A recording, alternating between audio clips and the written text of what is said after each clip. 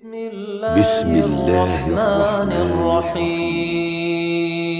أبج فاعرفه حقا وانتخه، متفق لفظا وخطا متفق، وضده فيما ذكرنا المفترق، مؤتلف متفق الخط فقط، وضده مختلف فاخشى الغلط، والمنكر الفرد به راو غدا، تعديله لا يحمل التفردا، متروكه مواحد به انفرد، وأجمعوا لضعفه فهو كرد، والكذب المختلق المصنوع على النبي فذلك الموضوع، وقد أتت كالجوهر المكنون سميتها منظومة البيقوني، فوق 30 بأربع أتت أقسامها تمت بخير ختمت.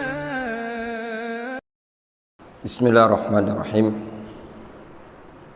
الحمد لله نحمده ونستعينه ونستغفره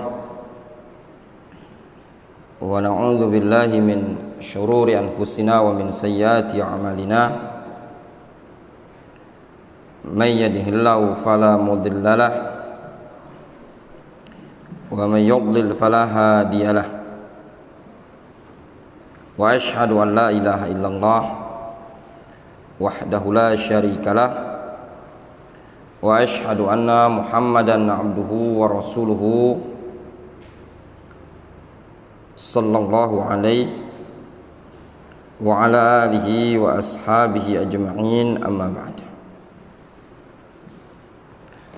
Kita lanjutkan masih pada halaman 54 yang disebutkan oleh penulis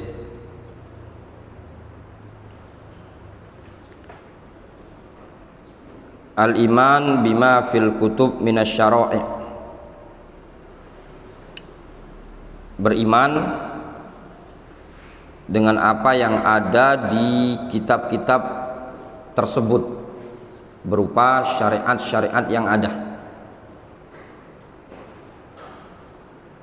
Ini diantara bentuk beriman kepada kitab adalah mengimani seluruh yang disebutkan dalam kitab-kitab tersebut berupa syariat dari setiap nabi.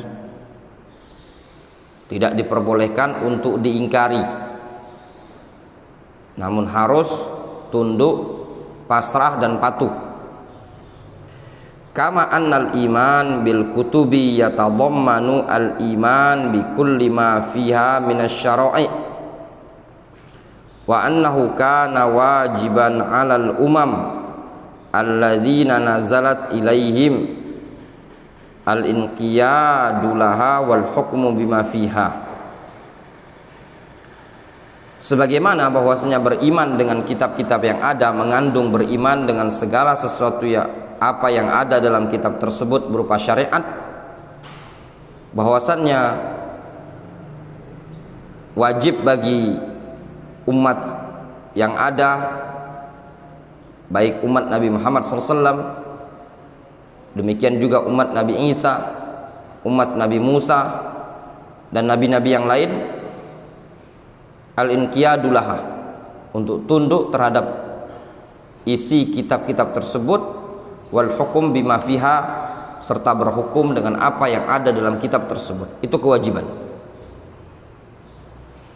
seluruh umat, baik umat Nabi kita Muhammad SAW, umat Islam ini, atau umat yang diutus padanya Nabiullah Isa, atau umat Bani Israel yang diutus kepadanya Musa dan yang lainnya. Itu semua ketika mereka memiliki kitab yang dibawa oleh Nabi tersebut, kewajiban mereka adalah mengimani apa yang ada dalam kitab tersebut. Kemudian al-inqiyad, tunduk, patuh, pasrah, mengamalkan apa yang ada dalam isi kitab tersebut, serta mau berhukum dengan apa yang disebutkan tentang hukum-hukum dalam kitab tersebut. Kemudian di sini disebutkan al-kutub yusaddiqu ba'daha ba'dhan. Nah, kitab-kitab yang ada, baik dia Taurat, Zabur, Injil, Al-Quran, sebagiannya menguatkan sebagian yang lain. Jadi tidak ada kitab-kitab tersebut kontradiksi, pertentangan satu sama lain. Wa anna hadzal kutub yusaddiqu ba'daha ba'dhan wa la yukadzibuhu. Kitab-kitab ini sebagiannya membenarkan sebagian yang lain, wa la yukadzibu, tidak mendustakannya. Kemudian di antara bentuk beriman dengan kitab, naskhul kutub ba'duha bi ba'din haqqun. Adanya naskhul kutub, penghapusan sebagian kitab atau sebagian isi kitab atau sebagian hukum yang ada dalam kitab tersebut dengan sebagian yang lain. Hak itu benar-benar terjadi dan ada. Wa anna naskhul kutub al-ula ba'dha bi ba'din haqqun. Bahwasannya penasikhan, penghapusan kitab yang pertama sebagiannya dengan sebagian yang lain itu adalah hak. Contoh misalkan Al-Quranul Karim saja, mereka para ulama menyebutkan termasuk bagian dari Al-Quran adalah lafaz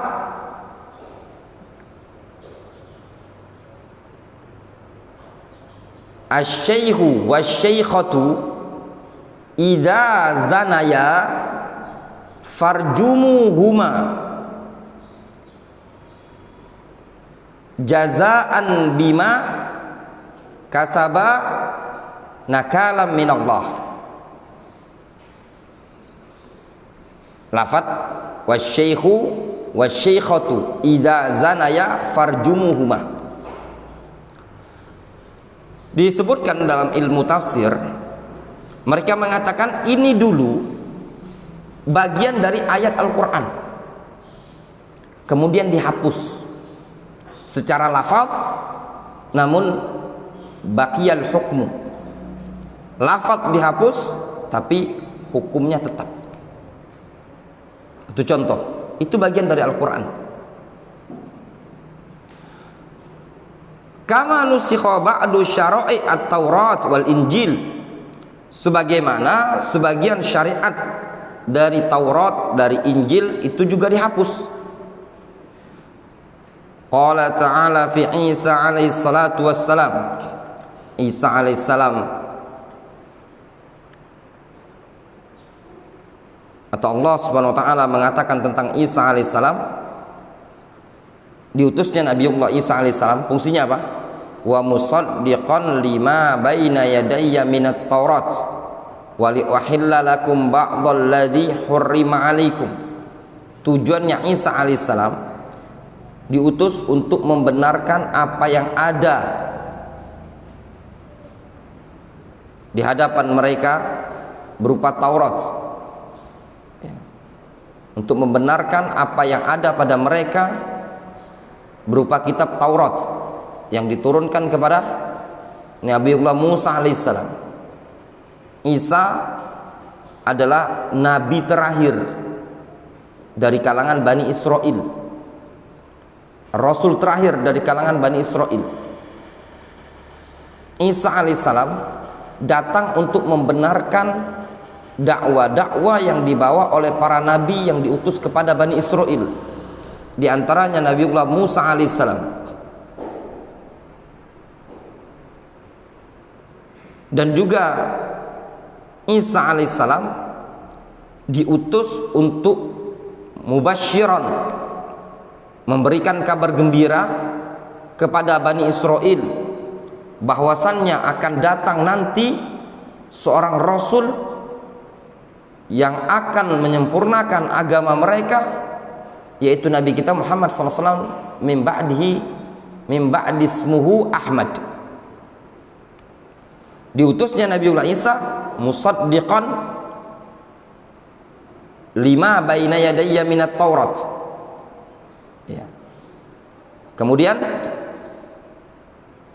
diutusnya Nabiullah Isa alaihissalam mubasyiran bi rasulin ya'ti min ba'di ismuhu Ahmad. Wa li uhilla lakum ba'dalladzi harrama 'alaikum. Tujuannya Isa alaihissalam untuk menghalalkan sesuatu apa yang dulu kalian haramkan. Bani Israel dulu mengharamkan beberapa perkara untuk diri mereka, namun dengan diutusnya Nabiullah Isa itu kembali dihalalkan. Wa kama nasakhal Qur'anu ma qablaha minal kutub as-samawiyah, sebagaimana Al-Qur'an telah menasakh, menghapus seluruh kitab yang ada sebelumnya dari kitab-kitab samawiyah seperti Taurat, Injil, Zabur, Suhuf Ibrahim dan Musa dan yang lainnya. Seluruh kitab yang diturunkan kepada para nabi itu semua dihapus dengan adanya Al-Quran. Maka umat sekarang tidak diperbolehkan bagi dia untuk mengikut kepada kitab-kitab yang sebelumnya.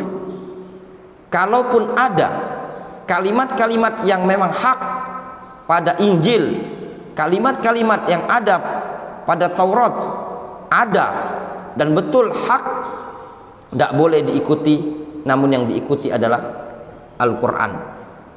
Difahami? Kenapa?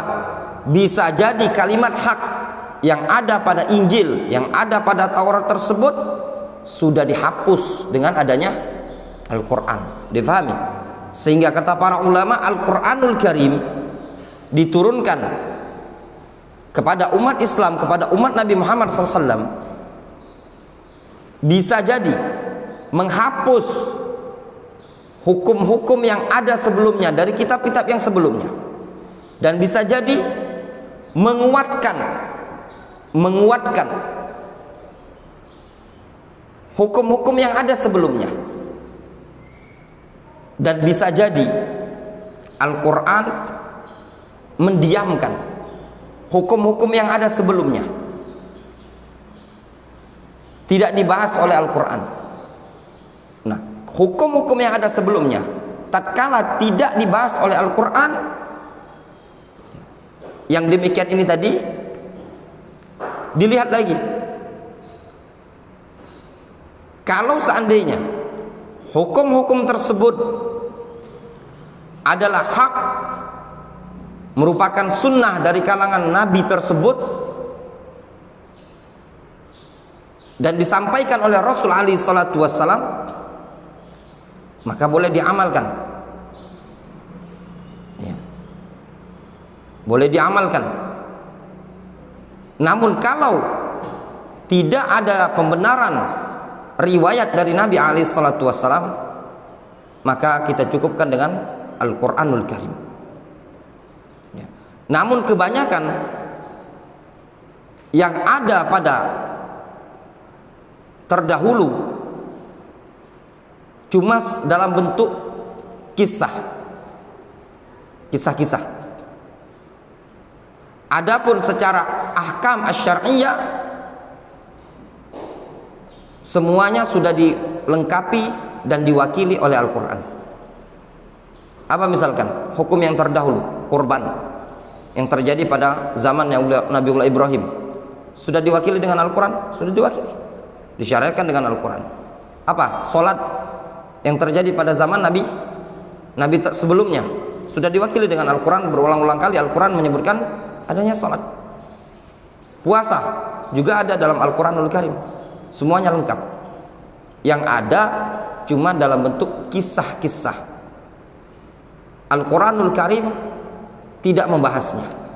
Nah, yang seperti ini apabila sanadnya sahih dan kisah tersebut memang ada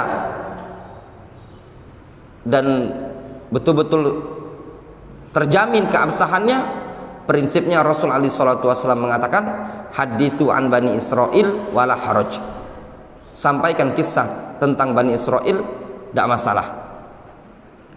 Demikian yang disebutkan oleh Syekh Muhammad bin Shalih Al-Utsaimin dalam usul fit tafsir. Wa qala ta'ala, Allah Subhanahu wa taala berfirman, musaddiqan lima baina yadayhi minal kitabi wa muhaiminan alaihi. Al-Qur'an musaddiqan lima baina yadayhi minal kitab. Al-Quran itu membenarkan apa yang ada sebelumnya dari kitab-kitab yang ada, wa muhaiminan alaih, dan juga melengkapi. Wa qala ta'ala wa ma huwa illa dzikrul lil alamin. Tidaklah Al-Quran tersebut melainkan pengingat untuk alam semesta. Maksudnya apa? Pengingat untuk seluruhnya dari kitab-kitab sebelumnya. Al-iman bi kutubillahi ta'ala yajibu ayyakuna ijmalan fima ujmilah wa tafsilan fima fussilah. Beriman dengan kitab-kitab Allah Azza wa Jalla, Taurat, Injil, Zabur, Al-Quran, maka wajib beriman dengannya secara global pada perkara-perkara yang disebutkan secara global. Ketika disebutkan kisah-kisah secara global, maka wajib antum imani secara global pula. Wa tafsilan, dan wajib mengimaninya pada perkara-perkara yang disebutkan secara rinci. Di dalam Al-Quran ada perkara-perkara yang disebutkan oleh Allah Subhanahu wa taala secara mujmal, tidak rinci. Cukup antum imani secara global. Tidak perlu bagi antum untuk membahas rincian perkara-perkara tersebut. Contoh misalkan yang berkaitan dengan tempat-tempat yang disebutkan dalam Al-Quranul Karim, maka imani secara global. Misalkan Majma' al-Bahrain, di mana tempat Majma' al-Bahrain? Imani saja secara global. Al-Quran tidak menyebutkan rincian tempat Majma' al-Bahrain tersebut. Juga gua Ashabul Kahfi, di mana posisi letak gua Ashabul Kahfi? Cukup bagi antum untuk mengimani secara global tempat tersebut. Di mana detailnya? Wallahu a'lam. Kemudian tempat diturunkannya Adam alaihissalam. Al-Quran tidak berbicara secara tafsil di mana tempat tersebut. Kita imani secara global. Ya, cukup seperti itu. Nah, ketika disebutkan secara rinci, ya, dari ahkam-ahkam syariat, itu menunjukkan pentingnya perkara tersebut. Maka wajib antum imani, bahkan wajib antum ketahui secara rinci, dikarenakan padanya menyangkut ahkamul ibadat kepada Allah Subhanahu wa taala. Misalkan masalah waris, semuanya sudah dirinci oleh Al-Quranul Karim. Masalah kemahroman dirinci oleh Al-Quranul Karim. Tidaklah perkara yang dirinci oleh Allah di dalam Al-Quranul Karim secara detail dan tafsil rinci, melainkan perkara tersebut adalah perkara penting yang disebutkan oleh para ulama. Misalkan masalah al-mirath, waris, disebutkan di dalam Al-Quran secara rinci dan detail. Tidak diserahkan pembagian Al-Quran kepada Rasul alaihi salatu wassalam, tapi pembagiannya ditentukan oleh Allah Subhanahu wa taala dalam Al-Quran pada 3 tempat di dalam Al-Quranul Karim, atau pada 3 ayat di dalam surah An-Nisa. Itu semua dirinci. Fungsinya apa? Menunjukkan pentingnya perkara tersebut. Kenapa? Dikarenakan kata para ulama yang namanya warisan ini berkaitan dengan hukuk Bani Adam. Hukuk Bani Adam itu mabniyatun alal musyahah, dibangun pada prinsip ngotot-ngototan, ya, dibangun pada prinsip tidak mau mengalah. Maka dirinci oleh Al-Quran supaya jangan sampai terjadi ketimpangan.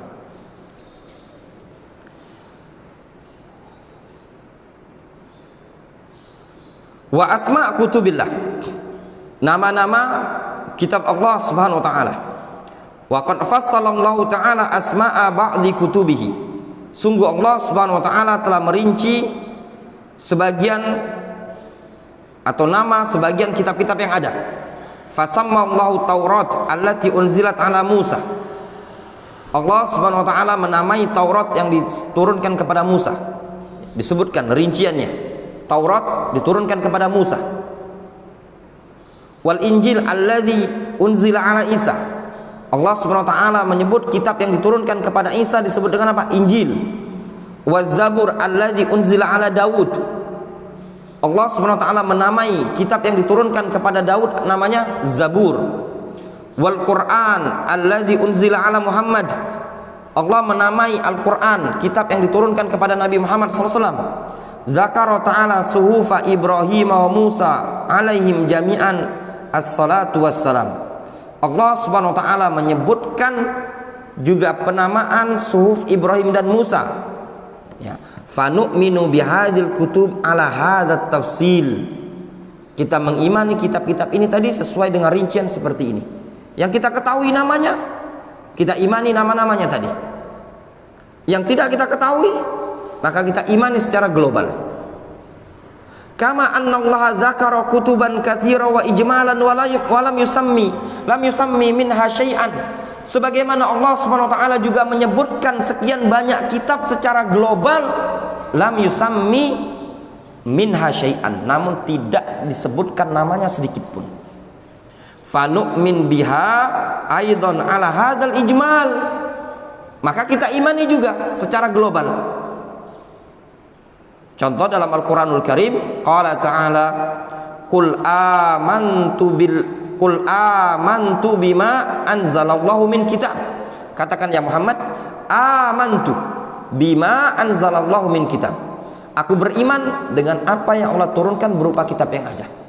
Rasul beriman terhadap kitab-kitab yang ada, apapun kitabnya, walaupun tidak diketahui nama dari kitab tersebut.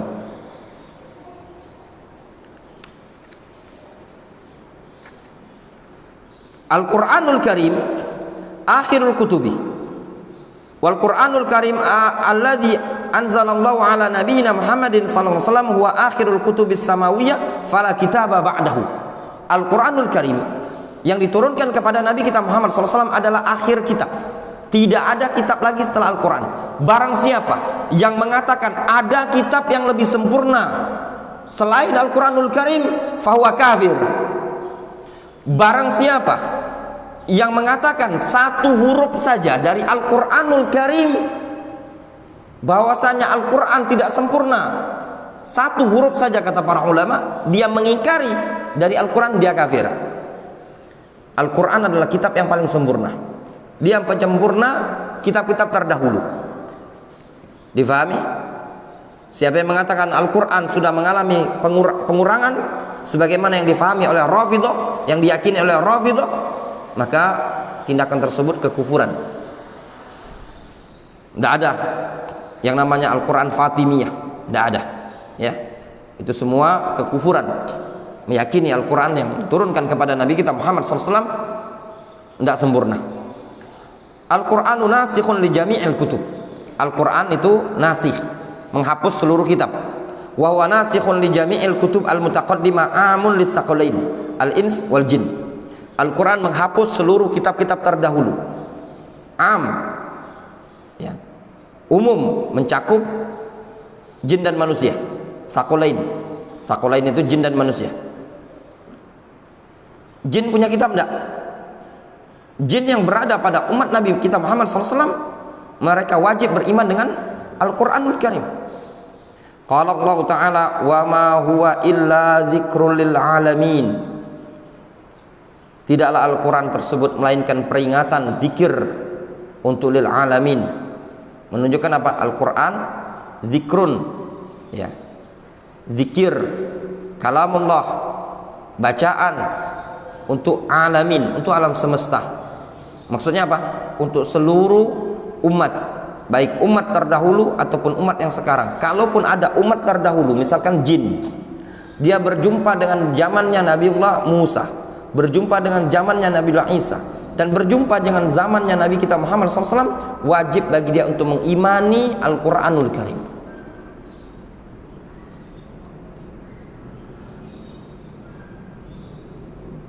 Al-Quran syamilun likulli ma yahtajuhun nas. Al-Quran ini mencakup, meliputi segala sesuatu yang dibutuhkan umat manusia. Tidak ada dari perkara-perkara yang dibutuhkan oleh umat manusia melainkan pasti ada dalam Al-Quran. Walaupun perkara duniawi, semuanya ada dalam Al-Quran. Al-Quran itu tibyanan likulli syai'in, penjelas untuk segala sesuatu. Syamilun li jami'i ma yahtajuhun nas fi dinihim wa dunyahum. Al-Quran itu mencakup, meliputi segala sesuatu yang dibutuhkan oleh umat manusia pada urusan agama dan dunia mereka. Itu Al-Quran. Baik urusan dunia, urusan agama, semuanya ada dalam Al-Quran. Bahkan urusan masaknya antum yang dimasak oleh ibnu, itu ada dalam Al-Quranul Karim. Antum siang ini makan atau puasa? Rio, antum kan koki. Adakah kira-kira cara masak sambal hijau di dalam Al-Quran? Hah? Rendang ada tak dalam Al-Quran? Cara masak rendang dalam Al-Quran? Tadi kan disebutkan Al-Quran itu mencakup segala sesuatu yang dibutuhkan oleh umat manusia pada urusan agama dan dunia. Berarti masak rendang ada dalam Al-Quran. Ada tak? Hah? Ada tak yuk? Hah? Apa itu ayatnya? Tentang rendang. Hah? Khalid, adakah dalam Al-Quran tentang buat pempek? Ada ayat yang menyebutkan tentang pempek?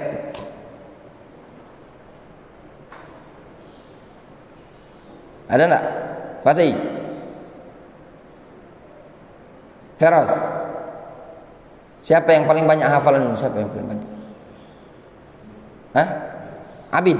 Ada dalam Al-Quran ayat tentang buat es boba.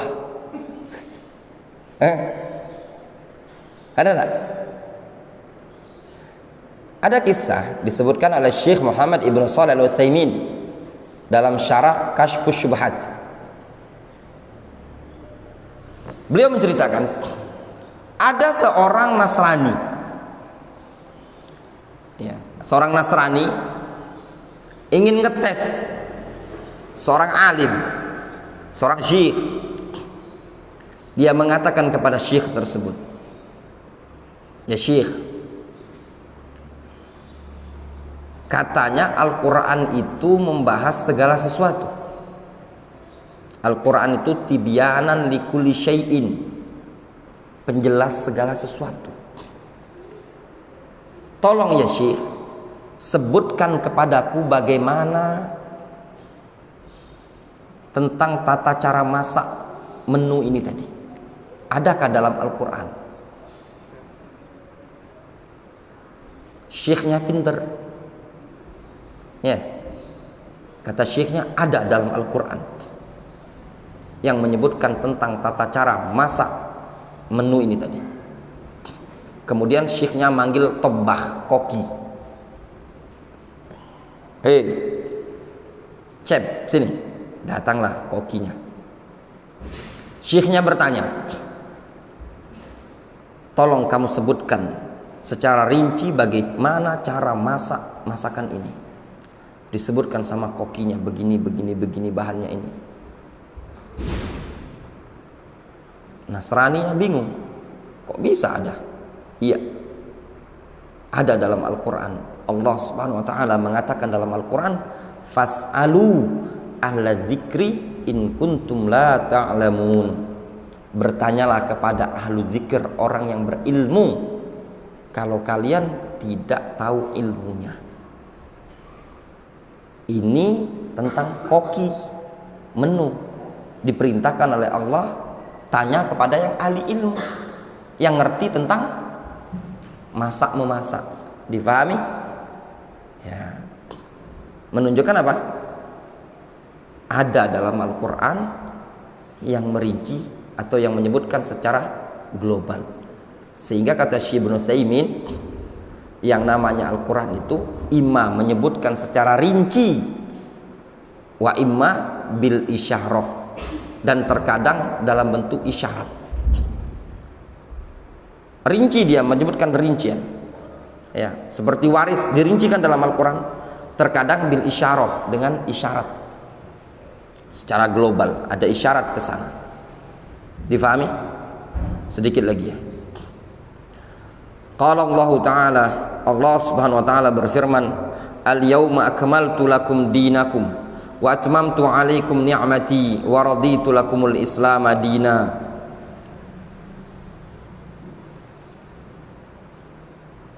Pada hari ini kata Allah Subhanahu wa taala, aku sempurnakan agama kalian. Aku sempurnakan juga nikmat-nikmatku untuk kalian, dan aku ridhoi Islam ini sebagai agama kalian. Faman ittara fi mahmasatin ghairu mutajanifin lil itsmi fa innallaha ghafurur rahim. Adapun yang setelahnya itu berkaitan dengan orang yang kepepet. Siapa yang kepepet untuk memakan sesuatu yang haram, memang dalam keadaan dia kelaparan, fi mahmasah, dalam keadaan kelaparan, ghairu mutajanifin lil itsmin, ya, tanpa memang menyengaja, ya, fa innallaha ghafurur rahim, Allah memaafkannya. Ini berkaitan dengan pembahasan kalau ada antum kelaparan dan tidak ada yang bisa dimakan kecuali barang yang haram, maka diperbolehkan antum makan perkara yang haram tadi seperti daging babi sesuai dengan kebutuhan. Al-Qur'anu mu'jizun. Al-Qur'an itu mu'jiz. Mu'jiz itu membuat kita tidak mampu. Itu mu'jiz. Namanya i'jazul Qur'an. Itu sudah dibukukan ya ikhwan, pembahasan namanya i'jazul Qur'an.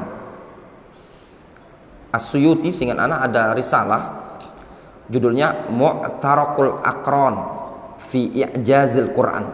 Ada banyak bukunya ya, banyak buku antum bisa kumpulkan atau beli-beli, namanya i'jazul Qur'an. Bentuk i'jaz, keajaiban Al-Qur'an yang membuat kita tidak mampu untuk memikirkannya, tidak mampu untuk menandingi dan membuatnya. Di sini disebutkan mu'jizun la yastati'u ahadun ayyatiya bimithlihi. Al-Qur'an itu mu'jiz, membuat kita tidak mampu untuk menandingi. Tidak ada seorang pun yang mampu untuk mendatangkan yang semisal Al-Qur'an. Qala Allah Ta'ala, "Qul la ini ijtama'atil insu wal jinnu ala ayyatu bimithli hadzal Qur'an la ya'tuna bimithlihi walau kana ba'duhum li ba'din dhahira." Kata Allah Subhanahu wa taala, katakan ya Muhammad, kalau seandainya manusia dan jin kerjasama untuk mendatangkan yang semisal Al-Qur'an, seluruh jin ngumpul, ya, dan seluruh umat manusia ngumpul untuk membuat yang persis seperti Al-Qur'an, mereka tidak akan mampu mendatangkan, menandingi Al-Qur'an. Meskipun sebagian mereka kerjasama dengan sebagian yang lain, tidak akan mampu. Mereka kerjasama tidak akan mampu, apalagi kalau mereka sendiri-sendiri. Bahkan Allah Subhanahu wa taala menantang, satu surat pun tidak akan mampu mereka. Bahkan satu ayat pun tidak akan mampu mereka membuat untuk menandingi Al-Qur'an. Dulu ada orang yang berupaya untuk nandingi Al-Qur'an, ya, si Musailama Al-Kadzdzab ini tadi, ya, ada sempat buat ayat namanya ayatul dibda, ya, ayat dibda, ayat tentang kodok, ya, adalah antum cari sendiri, ya, ada lafaz-lafaz kodoknya lah, ya, lebih kurang seperti itu. Wa qala ta'ala la ya'tihil batilu min baini yadayhi wala min khalfihi tanzilun min hakimin hamid. Tidaklah Al-Qur'an itu mendatangkan kebatilan, ya, tidak ada kebatilan yang bisa datang kepada Al-Qur'an, ya. Al-Qur'an tidak membawa kebatilan dan tidak ada juga perkara-perkara yang batil bisa masuk ke dalam Al-Qur'an, tidak dari depan, tidak pula dari belakangnya. La ya'tihil batilu min baini yadayhi wala min khalfihi. Sesuatu yang batil tidak bisa mendatangi Al-Qur'an, dan Al-Qur'an tidak juga mendatangkan yang batil. Tanzilum min hakimin hamid. Al-Qur'an diturunkan dari zat yang penuh dengan hikmah lagi terpuji. Al-Qur'anu mahfuz. Al-Qur'an itu terjaga.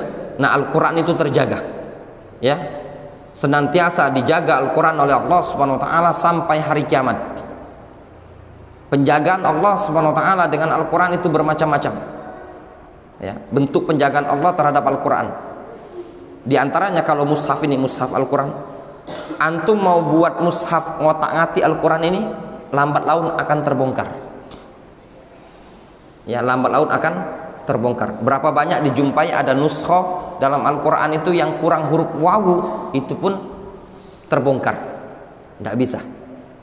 Dan diantara bentuk penjagaan Allah Subhanahu Wa Taala terhadap Al-Quranul Karim, Allah Subhanahu Wa Taala memudahkan orang untuk menghafal Al-Quran. Kitab-kitab yang lain itu tidak bisa dihafal, tidak bisa dijaga, dan penjagaannya diserahkan apa? Kepada nabi-nabi terdahulu. Walaqad yassarnal Qur'ana lidzikri fahal mim mudzakir.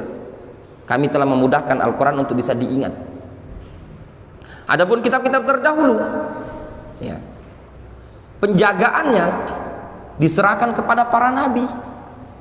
Ketika para nabi tersebut meninggal dunia, maka tidak terjaga lagi.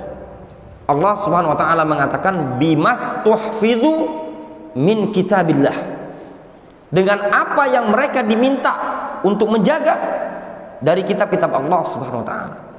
Maksudnya apa? Para nabi tersebut diminta oleh Allah Subhanahu Wa Taala untuk menjaga kitab-kitab tersebut. Ketika nabi tersebut mati, maka kitab tersebut terjadilah apa yang terjadi, at-taghyir wa tabdil, diotak-atik oleh umatnya. Injil diotak-atik, ditambahi, dikurangi, ditahrif, dan yang lainnya. Taurat juga gitu sama. Semua kitab tidak ada yang terjaga lagi. Adapun Al-Quran, walaupun Nabi kita Muhammad SAW sudah wafat, Al-Quran tetap dijaga oleh Allah Subhanahu Wa Taala. Di antara bentuk penjagaannya, dimudahkan untuk menghafal Al-Quran dan tersimpan di dada-dada umat manusia. Bal huwa ayatun bayyinat fi suduril ladzina utul ilm. Al-Quran adalah ayatun bayyinat yang Allah letakkan di dada-dada orang yang berilmu. Dengan diletakkan di dada-dada orang yang berilmu, maka Al-Quran terjaga sampai hari kiamat. Sampai datang suatu waktu, datang suatu malam, Allah Subhanahu Wa Taala mengangkat Al-Quran dari dada umat manusia dan dari mushaf-mushaf yang ada ini tadi. Sebagaimana dalam hadis Hudzaifah ibnul Yaman radhiyallahu anhu. Qala Syekh Abdus Salam, mahfuzun minaz ziyadati wan nuqsan. Al-Quran terjaga dari penambahan dan pengurangan. Qala ta'ala, inna nahnu nazzalna dzikra wa inna lahu lahafizun. Sesungguhnya kami yang menurunkan Al-Quran, az-zikr, kami pula yang menjaganya. Jadi Al-Quran itu dijaga oleh Allah Subhanahu Wa Taala. Bentuk-bentuk penjagaannya banyak. Adanya mushaf Al-Quranul Karim, adanya para penghafal Al-Quran, dan mudahnya Al-Quran untuk dihafal. Wallahu ta'ala alam shawab. Adapun al-iman bir rasul insyaallah kita lanjutkan pada pertemuan yang berikutnya. Naktafi bihadzal qadar.